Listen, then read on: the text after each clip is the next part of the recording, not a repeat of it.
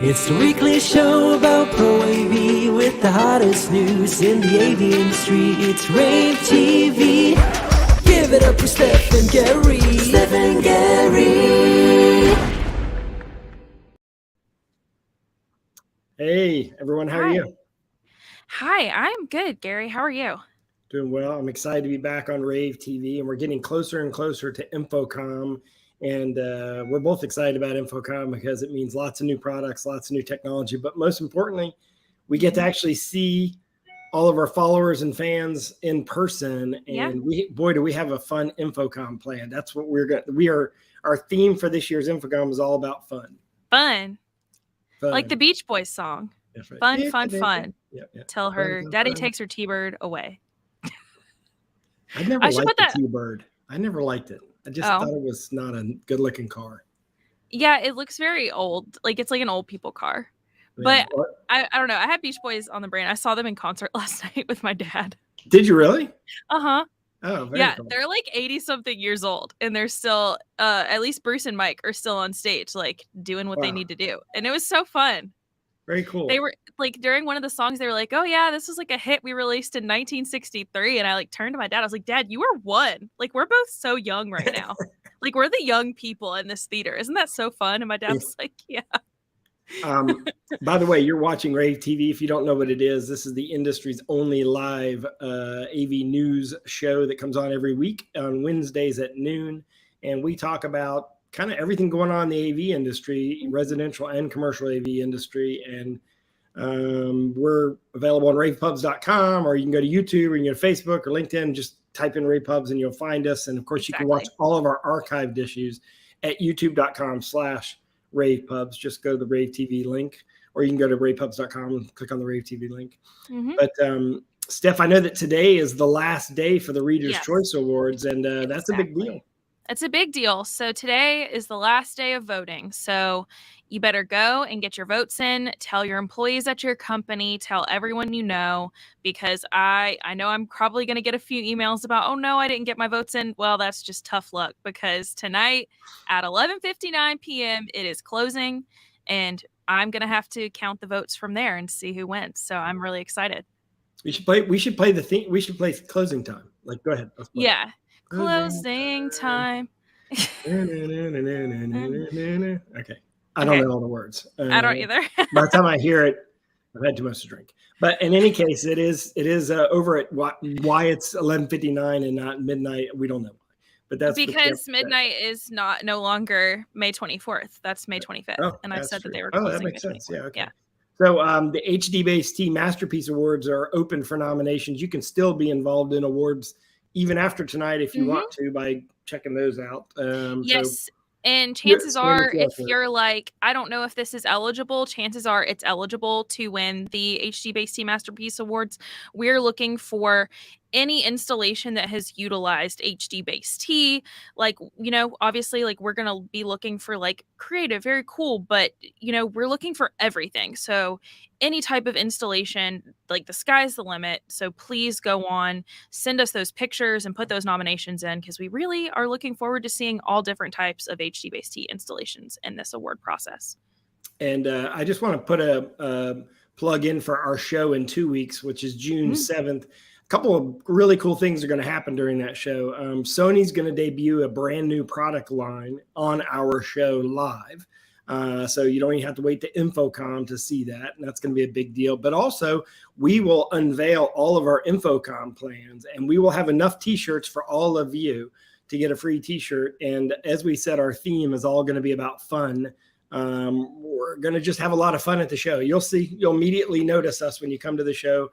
We're going to have a lot of fun, and we'll give you the details on June 7th. There's a lot of places you'll be able to play the game on the show floor, a lot of ways that you can get on our live TV show with me and Steph, or come watch it. We're actually going to be shooting it live in one of our partner booths, big brand. We'll tell you about that on June 7th. In the meantime, one of our supporting sponsors of rAVe TV is Aver Pro AV, and they just introduced Steph, as you may know, the new NDI HX3 camera in the PTZ 310 UNV2 camera. And that has NDI, all the different formats. It's an AI camera, so it has edge computing in it, so it can actually follow you around and you can stay framed. 12 times zoom, optical zoom. It's a 4K camera, so for those UC platforms that can do 4K, it has capability of 4K, and we have a purple one. We have our own purple version of this thing, which is cool, and it's also compatible with all the UC. It's already got certification from Zoom and Teams and Crestron and Barco and all the other big UC brands out there that certify UC products. So check it out. That'll be at Infocom along with about 5 or 6 other brand new cameras from rAVe, rAVe. So make sure you have a chance to stop by their booth at Infocom. So I'm going to install the other one in here. I think that would be fun. I want to start using that while on rAVe TV. Oh, that'd be cool. Do it live on rAVe TV. There you go. Yeah. Speaking of Infocom, we have a free code. If you have not heard, just like everyone else, we have a free code. But if you use our code, you get a free T-shirt. Yeah. So if you register, scan the QR code, or go to ravepubs.com/infocom. All the details are there. You can register using our code rAVE, and you'll get guaranteed a free T-shirt at the show. We don't even need your size because we're going to have plenty of them. Yeah. You don't have to sign up for sizes or anything like that. But hey, before we talk about Legrand, can I tell you something cool that happened this weekend? I don't have any pictures to share with this. No, tell me. I think I know what you're going to talk about, but tell me anyway. My 23-year-old daughter, and I should have had some pictures ready for you, but I don't.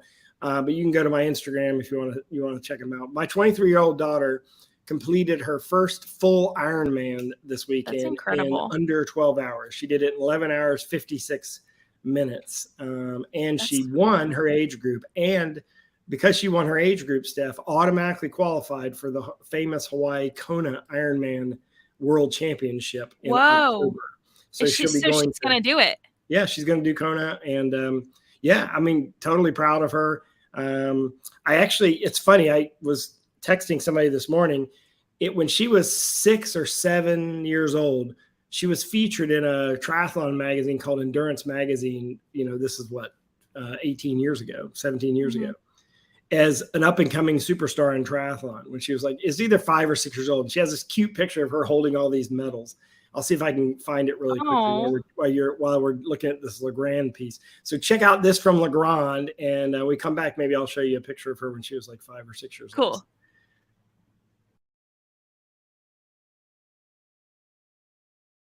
In November 2007, I brewed my first batch of beer and was instantly hooked.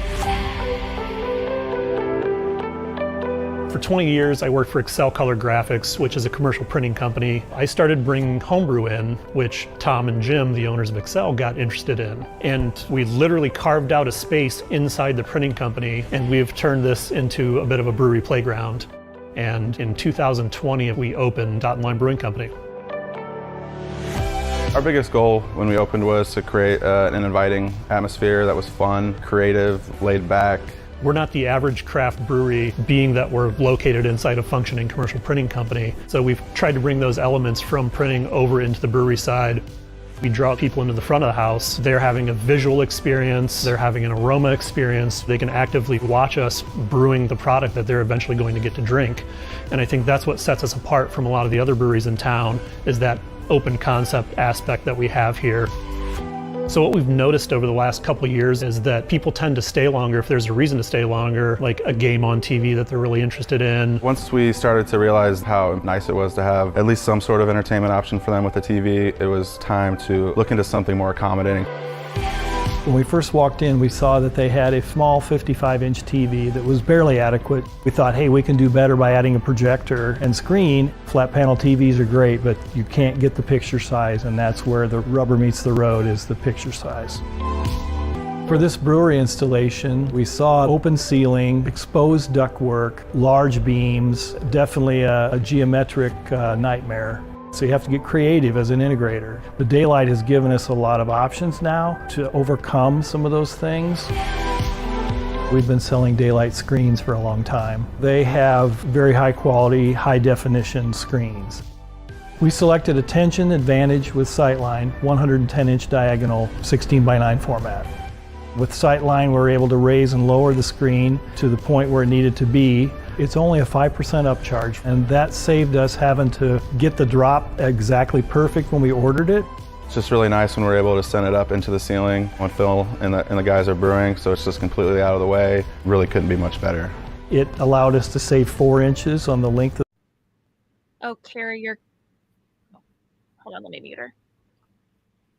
Not sure what that noise is. Is that me? No, I think that was Carrie's microphone on her. Oh, okay. It was like making a clicking noise and stuff. Yes. It's like there's a certain camera, like we have a couple of them, and like there's like one thing where sometimes on like anytime you use it on any video conferencing thing, it just like gets stuck on like a last noise you made and does it on a loop. So it was doing that. Oh, is that what it is? Yeah. Anyway. So hey, I found that picture. So this is yeah. This is my daughter. I don't know if you can see that yet, but hopefully it'll be shared in just a moment. Got to give our producer Carrie a minute or so to put that up there. So this is my daughter at 6 years old. She was featured in a triathlon magazine. So like I said, 17 years ago, and she was like an up and coming triathlete. So I want to show you a picture. So let me unshare this. I'll let Carrie go back to not seeing my screen here. And then I want to share this picture from, this is, if you give me a moment to brag, this is my daughter. Can you see that one? Yeah. Well, I can't. I don't think everyone can. Okay, yeah, there we go. This is her on Sunday finishing her Ironman. That's literally after 11 hours and 59 minutes.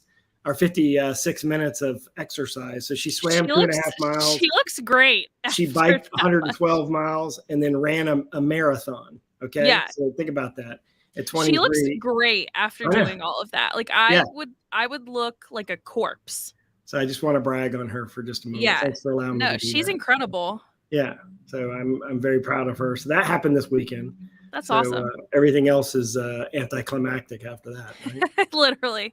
No, that's awesome. Good for her. I'm excited to see how she does in Hawaii as well. I am too. I mean, I am as well. And are you going to be doing? You're not doing that one either, are you? Heck no. Gosh, I did one Ironman when I was a lot younger, and it's one of those things that you do once, or unless you're obsessed with it, do once and you don't do it. I do halves, and halves is like half that distance. So therefore, the full Ironman is really hard on your body. At her age, she can obviously handle it, but at my age, I cannot. So yeah. I'll stick with the halves. What is Escape from Alcatraz? That's not. That's between an Olympic and a half. So it's a little longer than an Olympic. It's a 1.5 mile swim, or maybe it's 2 mile swim. 2 mile swim, a 20-mile bike, and I want to say an 8-mile run. It's an 8-mile run. So I've done that a bunch of times, and that's a lot of fun. That distance is great because you can, you're not completely dead afterwards. Okay. That's exciting. I mean, I would be completely dead afterwards, but that's nice that you're not. I think that like one of my like bucket list items is to like run a half one day. Yeah, you should do it. You should definitely do it. But it's you get a lot of of accomplishment, right? You feel good about it, but you are worn out. But anyway, hey Steph, did you notice my article about LG supplying OLED panels to Samsung? I did, because I was the editor on that piece. But yeah, I have some questions, because that's like, I was like reading that. I was like, that can't be that. Was that right? Yeah. Like, so right. LG Display is going to supply Samsung Electronics display panels. So the display itself is still going to be Samsung, but the panels within that display are going to be LG. Is that correct? Right. They'll buy the raw component. OLED glass from LG, and they'll repackage it as their own product. And tell me, like you said that this was all about like making sure that they can get the blackest black, and that's about like using OLEDs essentially, right? Well, the thing is that almost no one would disagree that OLED isn't, as far as a direct view display technology, just isn't pretty much the top end of flat panel direct view display technology quality. It's more expensive than LCD. And so the trade-off is you're paying more money. and you can't run it 24 hours a day. So it's not the kind of thing you can put into typical digital signage installs, because you can only do what's called 16/7. You can't do 24/7. So you can leave it on 16 hours a day or less. So there's some trade-offs there, right? But LG's got the highest yield, the best manufacturing process for it, and Samsung is getting requests for it, so they're obviously going to build it. But they're not buying a lot. I forget the number. I put it in the article that I pitched to you to publish. So I think most of it's going to go to the commercial market. I think we'll see some in the consumer market, but most of it will end up in the commercial market.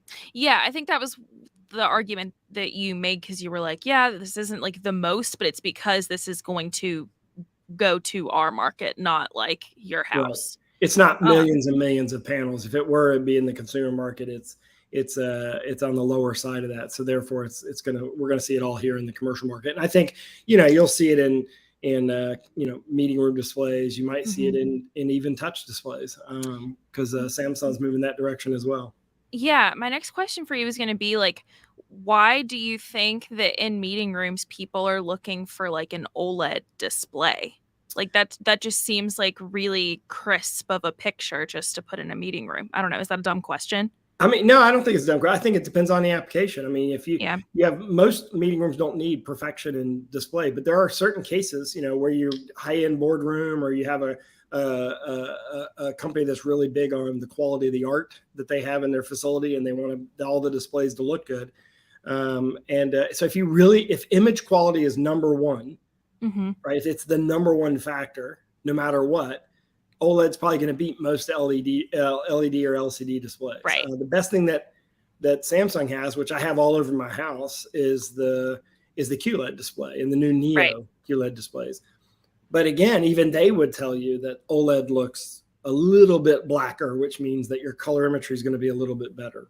Yeah, that makes sense. And then of course, beyond that is LED, like LED, which is just regular LED. I mean, LED and OLED are the same thing. It's just how they're generating. OLEDs are like the organic compound version that's creating the light. Yeah, that's why it can't stay on all the time. It has memory. It's better for small form factors. Right. It's easier to manufacture and cheaper to manufacture. Interesting. So, well, I'll be interested to see if the number of panels or like that technology that they're supplying to Samsung increases over time. Yeah, I mean, I think if it's a successful, the big story here is that two, highly competitive companies are working together, which happens a lot. It's called co-opetition, right? As long as they're not colluding, it works really well. So you have Apple and Microsoft. They've worked together. There's Office for the Mac, and you can now do. I don't know if you know this, but you can now do iMessage on a Windows computer. So yeah, you can. Cool. You can run an iMessage on one. So that always exists, right? If they were colluding together, it'd be a problem. But this is just like, hey, you got this thing we want it. I mean, I don't know if you know this, but if you have an iPhone 14 Pro or you have a 14 Max, then that's an OLED display, and people appreciate the quality of that. That's interesting. That's really cool. The more you know. Well, yeah, I will be interesting to see how this shakes out in the future. But the next thing that I wanted to make sure we include is another video, and this is from our last sponsor and partner, Shure. And this is about its STEM ecosystem, which I'm sure you're familiar with, but check this out. This commercial is going to show you a little bit how it can help you in the IT, AV is IT department. As an IT manager, your days are packed with keeping IT infrastructure up and running and constantly upgrading and implementing new technology. Finding time to do everything seems impossible. But what if we told you that a task like outfitting multiple meeting rooms for video conferencing is simple? Meet the STEM ecosystem from Shure, a flexible and scalable conferencing solution for any meeting room. Mix and match ceiling, table, wall, and speaker for a customized audio combination that meets the needs of any room. STEM devices are backed by a robust platform full of tools designed to make the process of adopting new technology effortless for anyone, so in-house IT teams can get a room running in no time.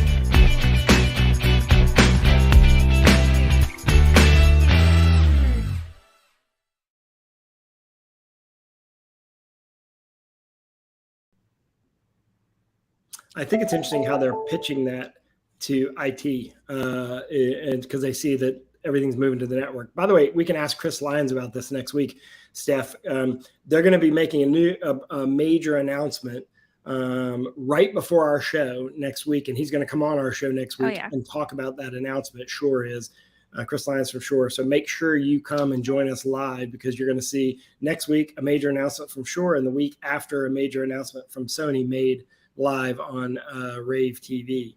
That's awesome. Speaking of major announcements, yesterday started the Crestron Masters program, and they introduced their new digital workplace portfolio in partnership with Microsoft and Zoom. And one of the things that they these are products that are sold through distribution, but also AV companies would be interested in.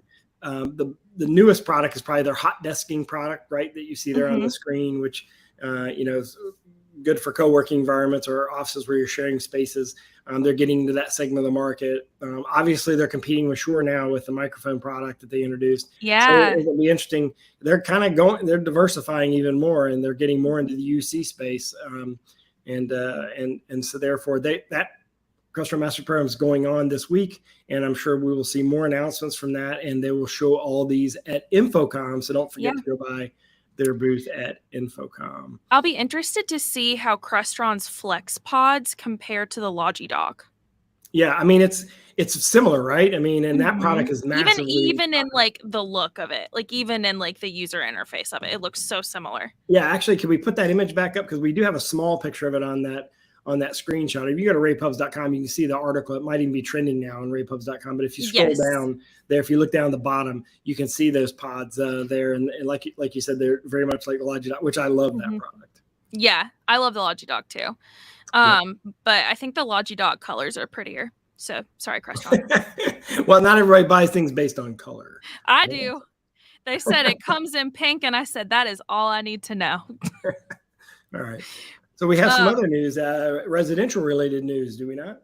Yes, we do. This is kind of crazy. So Savant Systems, which I'm sure, even if you're not in the home AV market, like you're probably at least somewhat familiar with Savant. They acquired this company called PalmCube, which is, this is just crazy, because PalmCube, that is a car charging port for your home or something, isn't it? Well, it allows the residential integrator not to leave something behind, an opportunity behind. So now they can get into the electric or EV charging market, but also a lot of people are using EV chargers as a way to as backup energy for their house if they're in an environment where they have hurricanes and tornadoes and stuff like that. Like instead of a generator. There's two reasons there that they kind of got into it. And remember, they are moving more and more towards doing more in the home. They bought GE Lighting. You may remember they bought GE Lighting a few years ago. That's a big brand, right? So they're becoming more like a combination of Lutron and Crestron in the residential market. And what's unique about Savant is that it's all based on Mac operating system. So it's the only Mac-based control system in the market. And so I think you'll see. You had a note on there that you might see Savant at car shows. Harman's already in the car market, right, with their system. So you're going to see us colliding, the high-end residential market colliding with other segments of the market, including the EV market. And what is an EV? An EV, the car industry has been a giant mechanical monster, right? And you have every little part in the car industry in a car is mechanical, right? Right. The drivetrain, the engine, all of the mechanical parts to hold the thing together. When everything went to EV, it's now a computer with wheels, right? It's all, in fact, they're molding these cars as one unistrut body frame, right? And the only thing that's separate is the doors, right? It's all one frame. That's why a lot of them are made out of like hard plastic and carbon fiber and things like that. So basically, with with the EVs, you now have electric cars. You now have computers with wheels, not the old automobile. It really should be called something else. Like the industry has completely, as it goes to EV, is converted to a new kind of industry. So you're seeing a lot of computer companies compete. Even Apple has said they're coming out with a car. They've telegraphed they're coming out with a car, and you've got other Tesla's from. They came out of nowhere. They weren't a car company, right? And you got a whole bunch of companies. And then you have the car industry themselves partnering with a lot of these computer companies to build cars. It's true. So I think it makes sense. Do you think that like us as the media are eventually going to have to like cover cars, like, you know, go to like those car shows and stuff? I mean, it's an extension of just like the home office, right? I mean, like we're covering home office is an extension of sort of the residential market. Some of these cars had the ability to play entertainment on the front display where it's legal. Yeah, that's crazy. That would I would get into a wreck because like, yeah, the new BMWs have gaming systems in the back seats. I mean, and they're not like random gaming systems. They have like a partnership with like Microsoft to do the Xbox. So there's you know, it's changing. I don't know how soon we would get into that segment of the market, but certainly we'll find ourselves covering it because of some of the feature sets. Interesting. I mean, wouldn't it be cool? Like, I could definitely see a car company, because it is basically a computer, right? Putting a projector in the headlights and making it where you just turn on your car and you project outside on the weekends movies on the side of your house and invite your neighbors over, right? It's a giant projector with a lot of light. Especially if you can like plug, if it's like an electric car that you can like plug in. I mean, it's just a car. It's a computer. So all you need to do is add the projector to it, and you can project whatever you want because it's already connected to the internet. Stream whatever you want to stream onto it. That's true. Yeah. The more you know. Put that in your case crystal ball for next year. Hey, we want to remind you, we are going to be at InfoComm, and we're going to be covering a lot of stuff. There's going to be about between 700 and 800 booths there. We'll probably shoot about 1,500 or so videos there. That's a lot of coverage. So whether you're going to the show or not going to the show, we're going to be bombarding you with coverage at ravepubs.com/InfoComm. Easy to remember. Yes. If you don't want to have to pay attention to all that, and you want us to basically sort of customize the coverage for you and give you the top 10 in every single category of what we saw, then you can go to Replay InfoComm 2023, which is 3 days this year, June 27, 2029, from 1 to 4. So we'll give you 2 weeks to get back from the show, recover, and then we're going to give you 3 days, 3 hours each day. So 9 total hours of curated coverage from InfoComm. And that coverage will include all of us that were at the show, not just me and Steve. Yeah, it's going to be exciting. Yeah, it's going to be great. Can't wait. So I can't wait for you guys to join. Can't wait to see you there. And I can't wait to see a lot of you on the Definitely come by our booth and say hello to us. Steph and I will hello. When you see us on the show floor, we're busy, but we want to say hello to you. So if you see us, stop us and say, hey, I watch you, and we want to hear from you. And we want you to give us feedback. If you like certain things or want us to add certain things to our show, just stop and tell us. Tell us what you like and don't like, and just say hello. Yeah, exactly. So make sure to stop us if you see us running. We are usually like kind of speed walking around to our next appointment. But if you do want to stop us and say hi, we do love when you guys do that. So don't be afraid to say hello. Yeah, or if you see us like, doing an episode of rAVe TV, feel free to stop and check it out. We love that too. So if to find us, just look for the people in the black t-shirts with the rAVe logo. Yeah, exactly. All right, everybody. So that is our show. We will see you again next week. Have a good long weekend. Enjoy your Memorial Day, and we will see you next Wednesday. Yep. All right. Bye. It's the weekly show about Pro AV with the hottest news in the AV industry. It's rAVe TV. Give it up for Steph and Gary. Steph and Gary.